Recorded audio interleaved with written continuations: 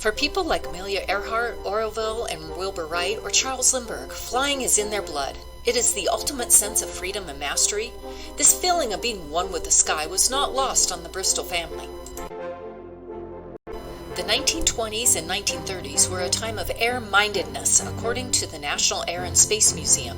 New technologies allowed pilots to fly farther, faster, higher, and easier. American pilots were able to conquer the feat of flying around the globe for the first time during this era. This thrilling, uninhibited type of transportation influenced Eldred Bristol, who was an instructor to glider pilots at the Fort Morgan Airport during World War II. After the war ended, he started a crop spraying business. His younger brother, Merle, also caught the aviation bug and moved to Fort Morgan in 1946 to learn how to fly. Except for a brief time while serving in the Air Force as a radial engine mechanic on the B-29, Merle worked at the Fort Morgan Airport, his home away from home. After returning from the service, he joined Eldred in the aerial agricultural business, and together they formed Bristol Flying Service to complement and supplement their fixed-base operator duties at the Fort Morgan Municipal Airport.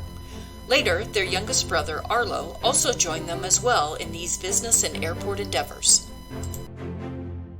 Bristol Flying Service offered aerial agricultural work, airplane sales, and flight instruction.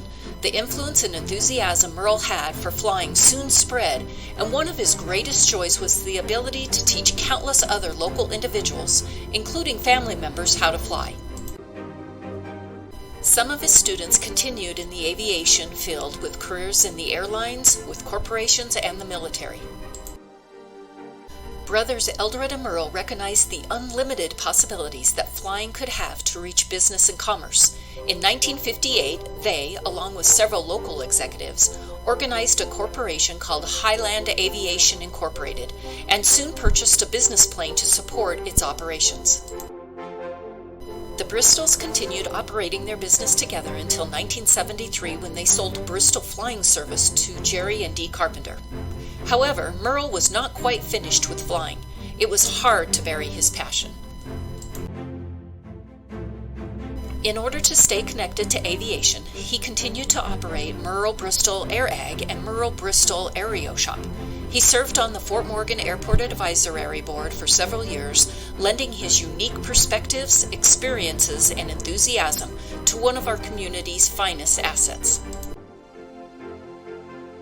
In October of 2021, family, friends, fellow pilots, and aviation enthusiasts said their farewell to the 93-year-old who never stopped supporting the growth, improvement, and innovation of the airport or the industry of flying.